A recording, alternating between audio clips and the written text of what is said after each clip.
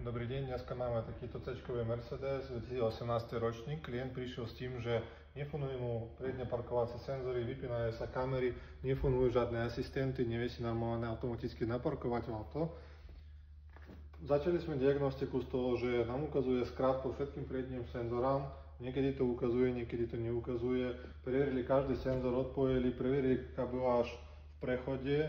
Takže ďalej pozreli sa kabeláž a riadiacu jednotku, ktorá je v kufri. Tu v týchto autách máme takúto jednotku presnú. Kábel, ktorý my potrebujeme, je to čierny s žltým. To je napätie, ktoré vychádza po zapalovaní na naše parkovacie senzory.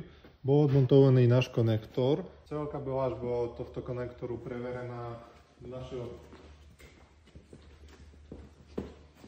predného konektora, ktorý vyzerá takto. Ten istý kábel a preverili, je to celé bez poškodení, ale keď my máme konektor odpojený, zapojíme diagnostiku, nám ukáže, že nemáme spojenie s každým z senzorov, ale v tomto prípade, keď len zapojíme do konektora, ktorý je na našom narazníku, tak hneď vyhodí chybu, že je skrát na kostru.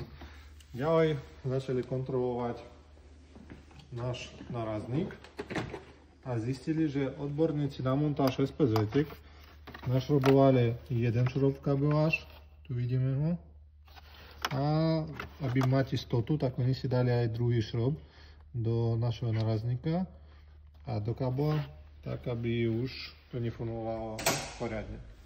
Takže to teraz opravíme a klient bude spokojný.